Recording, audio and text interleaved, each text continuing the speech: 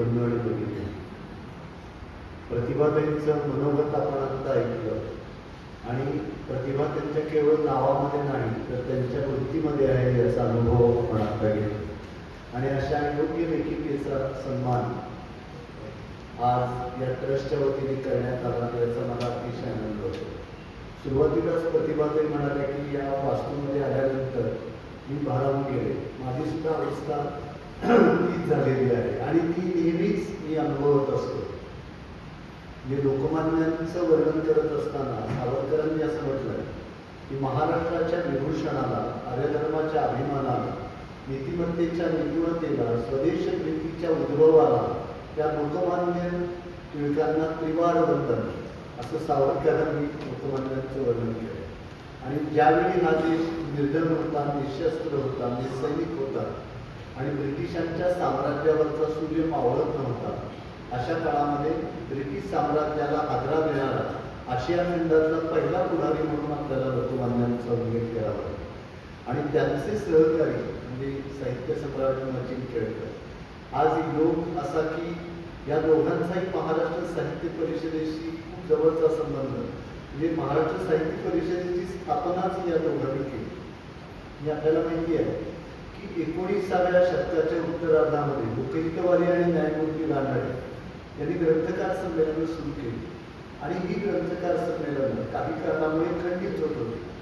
कधी ब्रिटिशांचा दबाव होता, कधी वेगवेगळ्या प्रकारच्या साथी येत असत, काही अडचणी असत. तर त्यामुळं पुण्यामध्ये जे 4थं ग्रंथकार संमेलन झालं 1906 साली, ज्याचे अध्यक्ष प्रसिद्ध कवी गोवा कानिटकर होते. तर त्या संमेलनाच्या समारोपाला लोकमान्य टिळक आणि साहित्य सम्राट मचिन केळकर हे दोघेही एका व्यासपीठावरती आलेले होते. तर त्याला लोकमान्याने अशी भूमिका मांडली की ही खंडित होणारी संमेलन ही जर सलग व्हावीत असं वाटत असेल तर एखादी संस्था आपण निर्माण केली पाहिजे. आणि मग महाराष्ट्र साहित्य परिषदेच्या स्थापनेची घोषणा त्या समारोपाच्या कार्यक्रमामध्ये झाली. आणि मला सांगायला आनंद होतो की गेली 120 वर्ष अव्याहतपणे मराठी भाषा, साहित्य, समीक्षा आणि संस्कृती यांच्या जतन आणि संवर्धनासाठी ही संस्था कार्यरत आहे.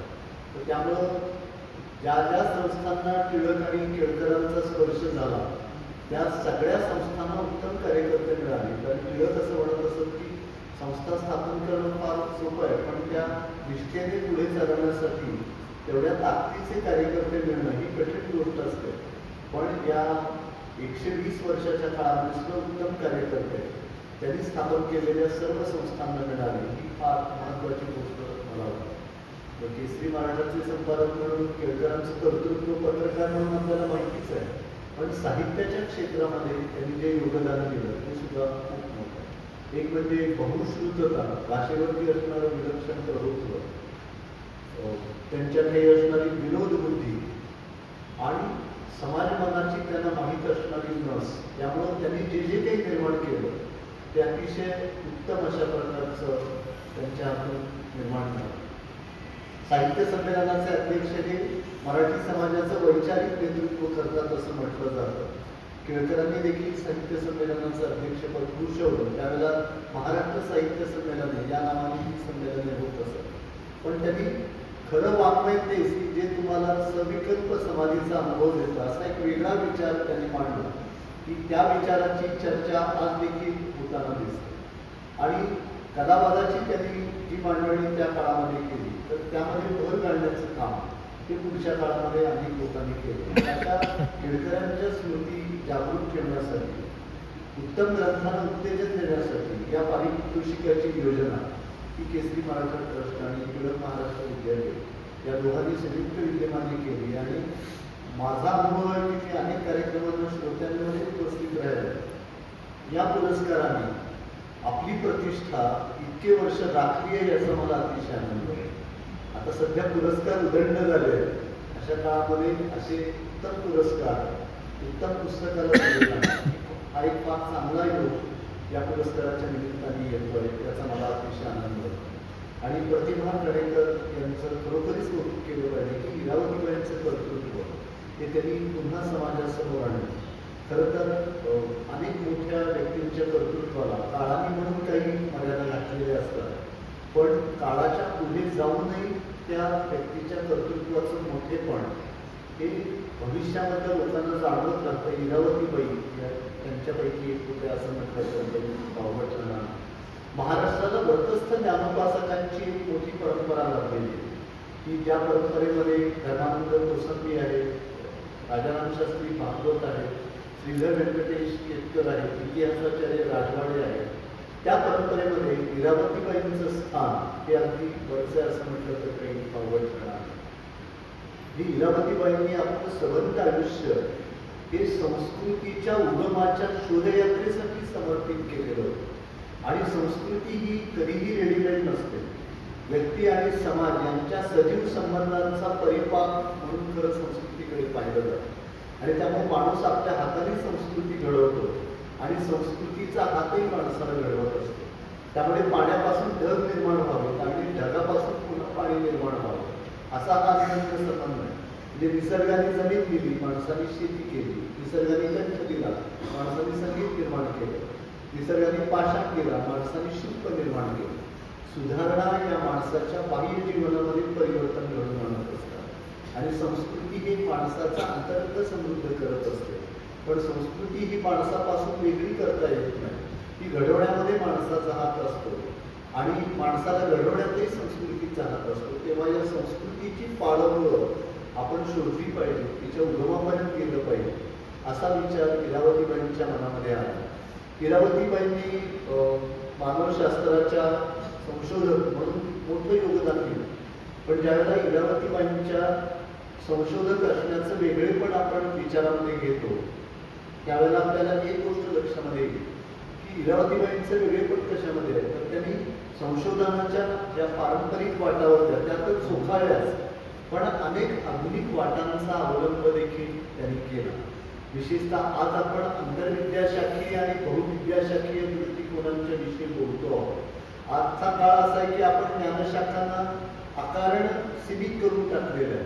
ज्ञानशाखांच्या भोवती बांध बांधून टाकलेले आहे की अभियांत्रिकी शाखेच्या माणसांनी साहित्याचा अभ्यास कशासाठी करायचा, म्हणजे नाटकाच्या क्षेत्रातल्या माणसांनी संगीताचा अभ्यास कशासाठी करायचा, किंवा मानवशास्त्राचा अभ्यास करणाऱ्यांनी मानसशास्त्राचा अभ्यास कशासाठी करायचा. पण आंतरविद्याशाखीय आणि बहुविद्याशाखीय दृष्टिकोनातून आपल्या संस्कृतीचा अभ्यास केल्यास ती एकमेकांमध्ये गुंतलेली जी पाळंमुळं आहे ती आपल्याला अधिक ठळकपणाने समजून घेता येते. ही जी त्यांची दृष्टी आहे ती मला खूप वेगळी वाटली आणि त्यामुळं त्यांच्या संशोधनाला एक समग्रतेचं परिमाण लागलं. आपण अमुक एक ज्ञानशाखेची निवड केली आणि त्याच ज्ञानशाखेच्या आधारे शोध घेण्याचा प्रयत्न केला तर त्यामध्ये एकार्नपण येण्याची फार मोठी शक्यता असते. आणि इरावतीबाईंच्या सबंध संशोधनामध्ये आपल्याला ते एकार्नपण कुठेही जाणवत नाही, तर एक समग्रतेचं परिमाण त्यांच्या संशोधनाला जे प्राप्त झालं ते त्यांच्या विविध ज्ञानशाखांचा त्यांनी जो आधार घेतला त्यांच्या संशोधनामध्ये त्यामुळं लाभलेलं आहे असं मला वाटतं. आणि पुढची महत्त्वाची गोष्ट अशी की संशोधनातून हाती गवसलेलं सत्य सांगण्यासाठी सुद्धा एक प्रकारची निर्भयता त्या संशोधकाकडे असावी लागते. म्हणजे अनेक संशोधकांकडे संशोधन निष्ठा असते पण निर्भयता असतेच असं नाही. आणि बऱ्याच वेळा संशोधनातून गवसलेलं सत्य हे समाजाला मानवतच असं नाही. ते न मानवणारं असलं तरी तितक्याच परखडपणाने समाजासमोर मांडणं यासाठी जी एक वृत्तीची निर्भयता लागते ती संशोधक म्हणून इरावतीबाईंच्याकडे होती. आणि म्हणून त्यांच्या संशोधक असण्याला एक वेगळं महत्त्व आहे असं मला वाटतं. आणि त्यामुळं भूमिका घेणं हे केवळ लेखकांच्या कलावंतांच्याच बाबतीमध्ये बोललं जातं, पण संशोधकांची भूमिका म्हणजे हाती गवसलेलं सत्य निर्भयपणे मांडणं, तर ती भूमिका इरावतीबाईंनी सातत्याने घेतलेली आहे. विशेषतः हिंदू कोड बिल त्याबाबत भारत सरकारने त्यांचं मत हे जाणून घेतलेलं होतं. आणि 1958 साली धोंडोकेशव कर्व्यांची जन्मशताब्दी होती. त्या जन्मशताब्दी वर्षामध्ये इरावतीबाईंना विचारण्यात आलं तर इरावतीबाईंनी स्पष्टपणाने सांगितलं की महिलांच्यासाठी वेगळ्या विद्यापीठाची आवश्यकता नाही. हे म्हणजे त्या काळामध्ये असं वेगळं वाटेल अशा प्रकारचं मत होतं, पण त्यांनी ते मांडलं.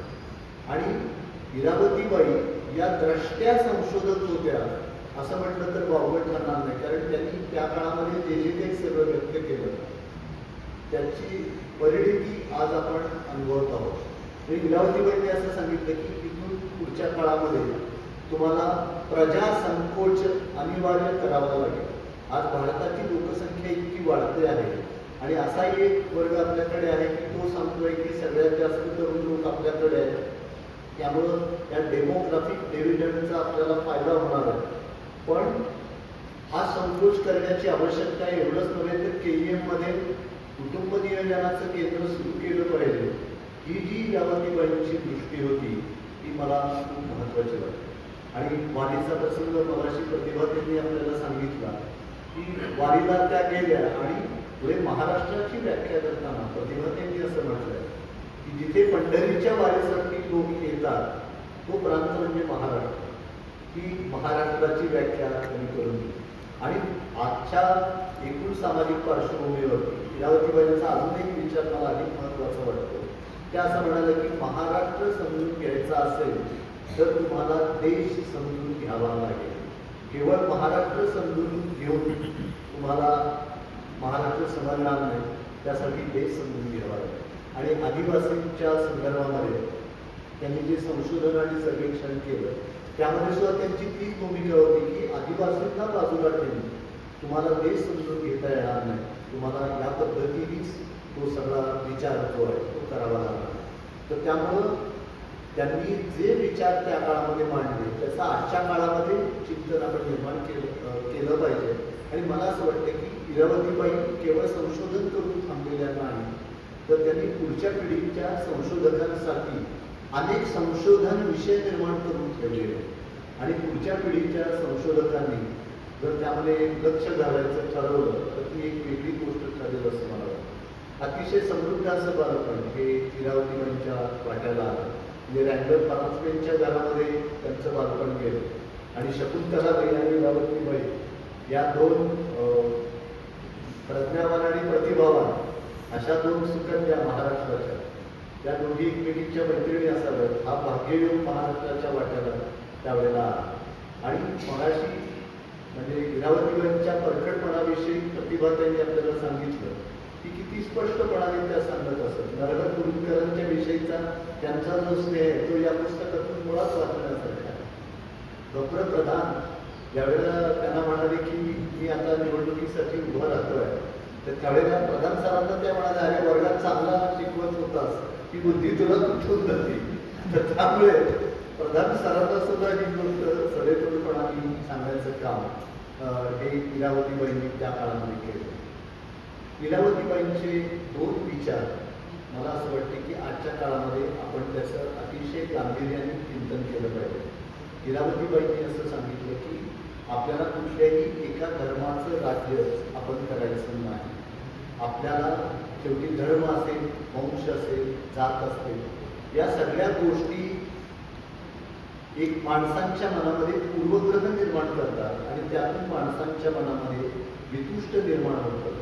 आपण एकमेकांना समजून घेत, एकमेकांची सोय पाहत, एकमेकांच्या बरोबर राहता येईल अशा प्रकारची परिस्थिती निर्माण करणं हेच आपल्या सगळ्यांच्या हिताचं आहे. आज काय झालंय, आजचं समाज पण आकारण अतिसंवेदनशील झालेलं आहे आणि जातीपातीच्या राजकारणामुळे आपली सामाजिक वेळ विस्कळीत चाललेली आहे. पंथाभिमान, स्वमतांधता आणि अनर्थकारी धर्मवेळ या गोष्टी संबंध जगालाच त्राही बरोबर करून टाकतात. अशा वेळेला संशोधक इरावतीबाईंची ही जी मानवतावादी दृष्टी आहे ती मला अधिक महत्त्वाची वाटते.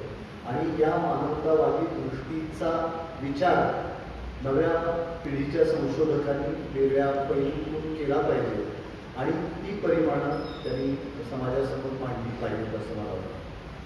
मला प्रतिभा कणेकर यांचं कौतुक अशासाठी करावं असं वाटतं की जसं इरावतीबाईंच्या संशोधनामध्ये समग्रता हे परिमाण आपल्याला दिसतं, तसं प्रतिभा कणेकर यांच्या चरित्र लेखनामध्ये सुद्धा समग्रता हे परिमाण आपल्याला दिसतं. म्हणजे बऱ्याच वेळा अनेक ग्रंथ मराठीमध्ये असे निर्माण झाले की त्यांनी केवळ चरित्र नायकाच्या वैयक्तिक आयुष्यावरती प्रकाश टाकला आणि काही ग्रंथ असे निर्माण झाले की त्यांनी केवळ अमुक एका क्षेत्रातल्या कार्यकर्तृत्वाचा मागोवा घेण्याचा प्रयत्न त्या ग्रंथाच्या माध्यमातून केला. पण प्रतिभा कणेकर यांच्या या पुस्तकाचं वैशिष्ट्य असं की त्या पुस्तकामध्ये त्यांनी इरावतीबाईंचं वैयक्तिक आयुष्य आणि त्यांचं क्षेत्रामधलं योगदान या दोघांनाही अतिशय समान न्याय दिलेला आहे. त्यामुळं संशोधक इरावतीबाई आपल्याला समजून घेणं जितकं सोपं जातं तितकं व्यक्ती म्हणून इरावतीबाईंना समजून घेणं हे देखील आपल्याला सोपं जातं. दुसरी एक गोष्ट चरित्र लेखनामध्ये असं घडू शकतं की लेखक जर चरित्र नायकाच्या प्रेमामध्ये पडला तर मग भक्त संप्रदायामध्ये त्याची गणना होते आणि ज्या व्यक्तीचं चरित्र आपण लिहितोय तिच्या मर्यादांकडे आपलं लक्ष आपल्याला वेधता येत नाही आणि खूप तटस्थपणाने ते चरित्र लिहिलं तर त्यामध्ये एक प्रकारची वृक्षता येण्याची शक्यता असते. तर हा जो एक समन्वय आहे तो देखील प्रतिभा कणेकर यांनी फार मार्मिकपणाने सांभाळलेला आहे.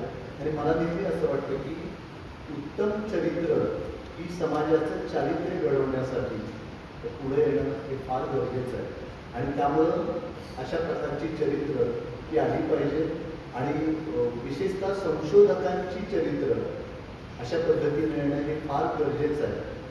कारण संस्कृतीचा अभ्यास म्हणजे माणसांच्या मुलांचा अभ्यास म्हणजे इरावतीबाईंचं वैशिष्ट्य असं त्यामध्ये या ग्रंथामध्ये त्यांनी उल्लेख देखील केलेला आहे की आजकाल अनेक संशोधक हे प्रयोगशाळेमध्ये बसून संशोधन आपल्याला करताना दिसतात. पण महाराष्ट्रामध्ये याचे खूप उत्तम अपवाद आहे की त्यांनी केवळ प्रयोगशाळेमध्ये बसून संशोधन केलं नाही. म्हणजे ही प्रयोगशाळा वेगळीच यांनी ज्या प्रकारचा विषय निवडलेला होता पण स्थळ काळांचं डोळस पर्यटन संदर्भ स्थळांचं डोळस पर्यटन हे इरावतीबाईंनी केलं आणि नंतरच्या काळामध्ये अशी एक व्यक्ती मला दिसते ती म्हणजे डॉक्टर राजचंद ढेरे. ढेऱ्यांचं सुद्धा वेगळेपण हे इरावतीबाईंच्या मागे आहेतच नाव की कुठल्याही वेतन आयोगाशिवाय कुठल्याही पायाभूत सुविधांशिवाय कुठल्याही अनुदानाशिवाय एखाद्या पारंपरिक किंवा अभिमत विद्यापीठाला हेवा वाटावा असं काम हे ढेऱ्यांनी देखील करून ठेवलं. तर ही जुन्या पिढीतल्या संशोधकांची जी संशोधन निष्ठा आहे तिच्याकडे नव्या पिढीतल्या संशोधकांनी अतिशय गांभीर्याने पाहणं गरजेचं आहे असं मला वाटतं. तर आपण सर्वांनी हे चरित्र जरूर वाचावं. या चरित्रातून आपल्याला इरावतीबाई समजून घेणं अधिक महत्त्वाचं होईल. शेवटी लहान मुलांनी टेकडीलाच हिमालय समजला तर तो त्यांचा दोष नसतो कारण त्यांनी हिमालय पाडलेला नसतो. पण अशी कर्तृत्वाची उत्तुंग शिखरं जर समाजासमोर आली तर त्यातून समाजाला एक प्रेरणा मिळेल की कर्तृत्व या पद्धतीचं असू शकतं. तर त्यामुळं इरावतीबाईंचं चरित्र या उत्तम पुस्तकाच्या माध्यमातून प्रकाशित केल्याबद्दल प्रतिभा कणेकर यांना मनपूर्वक धन्यवाद देतो आणि केसरी मराठा ट्रस्टलाही धन्यवाद देतो की एका चांगल्या पुस्तकाची निवड त्यांनी केली. वाचकांचं खूप लक्ष असतं की कुठल्या पुस्तकाला पुरस्कार दिले जातात आणि ती पुस्तकं वाचक खूप गांभीर्याने वाचत असतात. त्यामुळं हे पुस्तक वाचकांनी पुन्हा पुन्हा वाचावं आणि इरावतीबाईंना समजून घ्यावं आणि वाचक ते समजून घेतील अशी अपेक्षा व्यक्त करतो आम्ही केलं आहे.